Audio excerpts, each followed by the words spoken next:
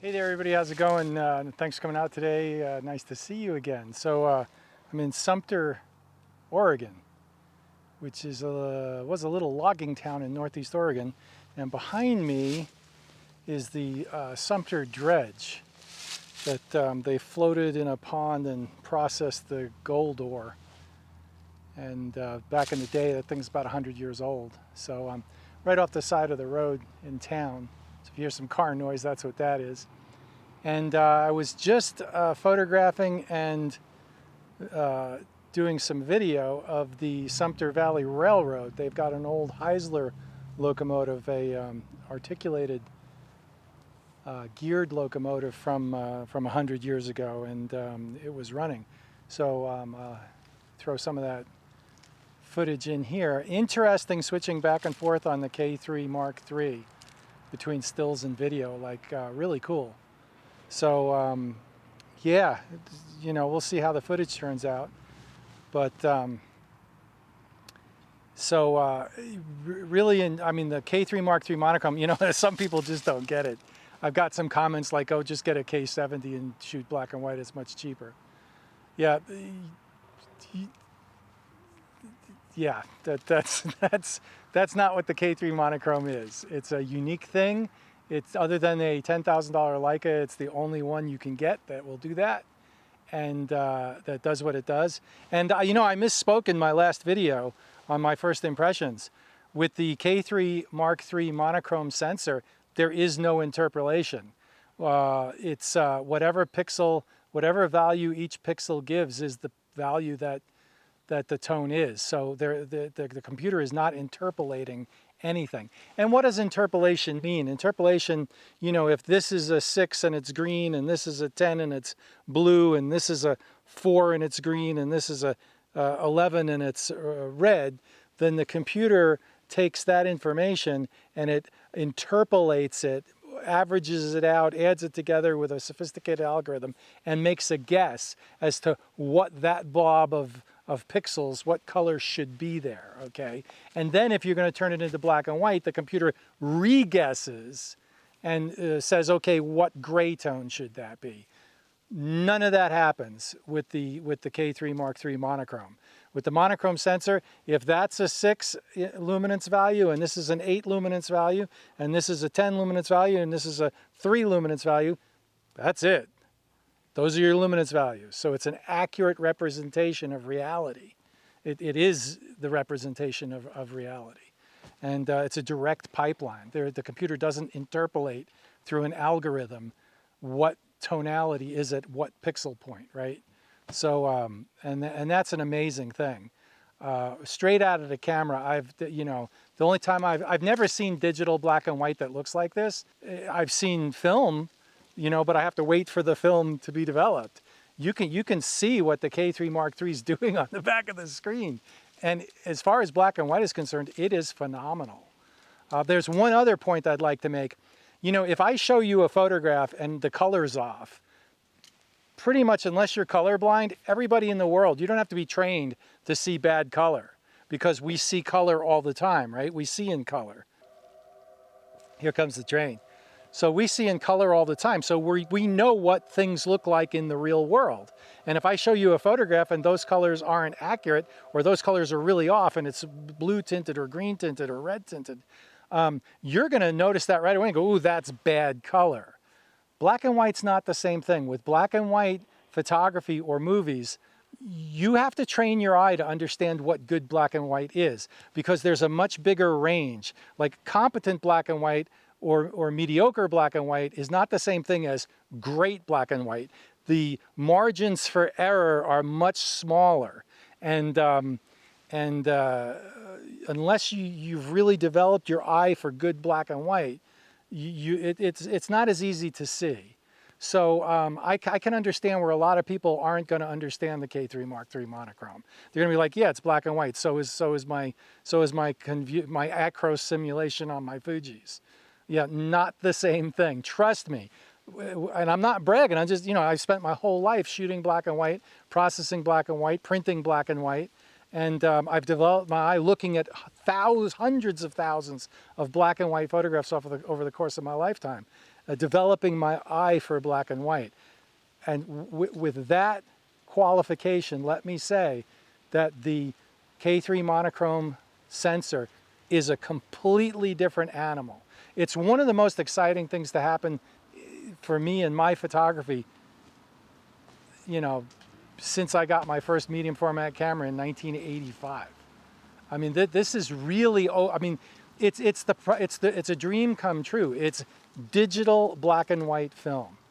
Okay, it's not a computer simulation of what black and white should be. It's black and white. It's the real thing. It's very exciting. I mean, the results that I'm seeing are just phenomenal, and I've never seen anything like this digitally. I have seen it with film, and that's why digital, you know, 50, 60, 70, 80% of the work I do is black and white. For a long time with digital, that's why I've hung on to film so long, because I just have not been getting the results with black and white that I would have wanted. All right, I banged on about that long enough. Train's coming. I'm going to see if I can get some video of that coming in. It's really cool.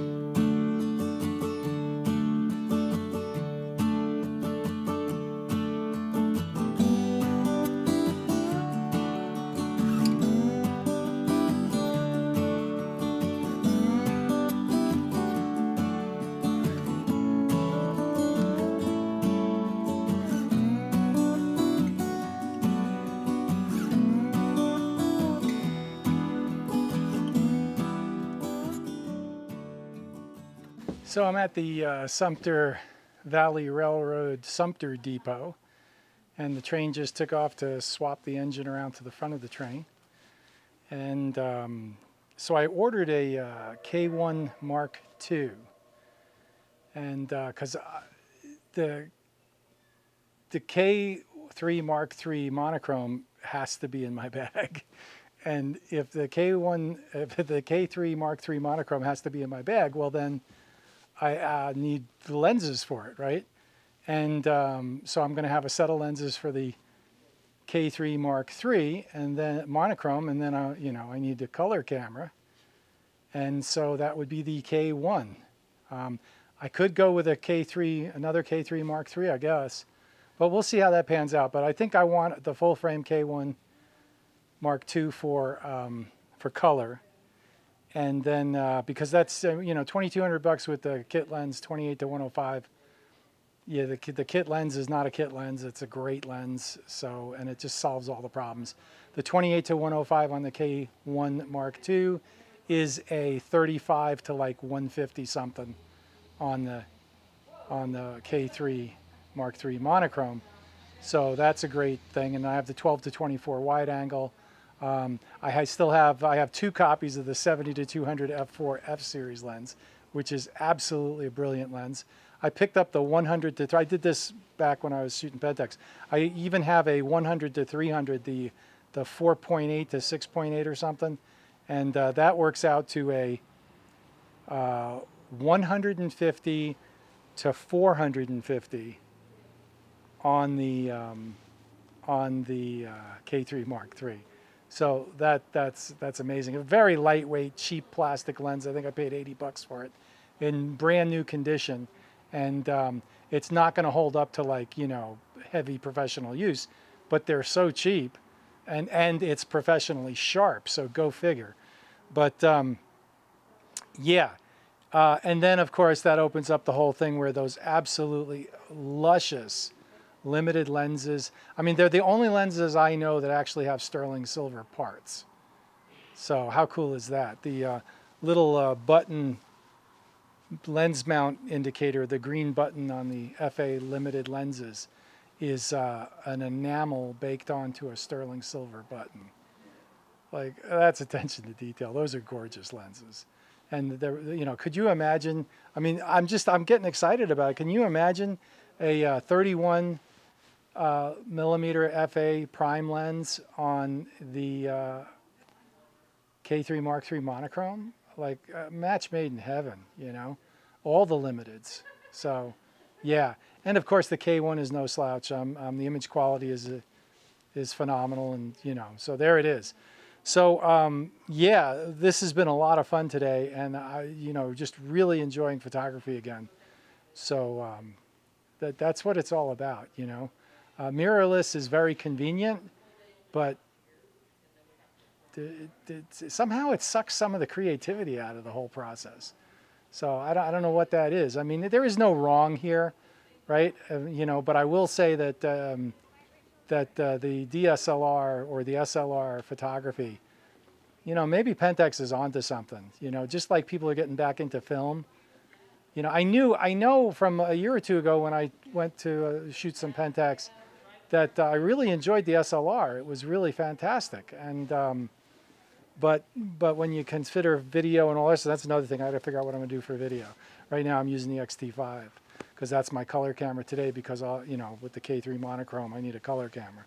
So I have 2 sets of lenses and I have, you know, all of that. So so I'm definitely going to try to pare that down a little bit and get a K1 in the bag and one set of lenses, and maybe even pick up like a Nikon Z30 for video, because that would be really small and lightweight, and it'd give me 4K video, and it's easy and whatever. So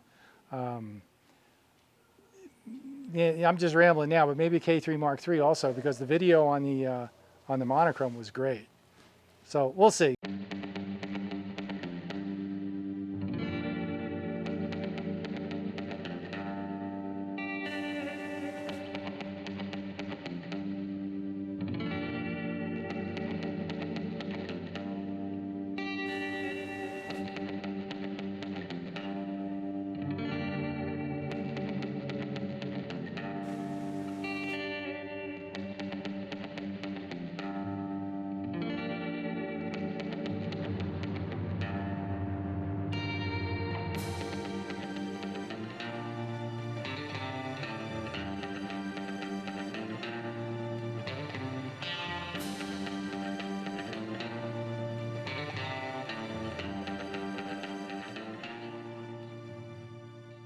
Well, that's the Sumter Valley Railroad.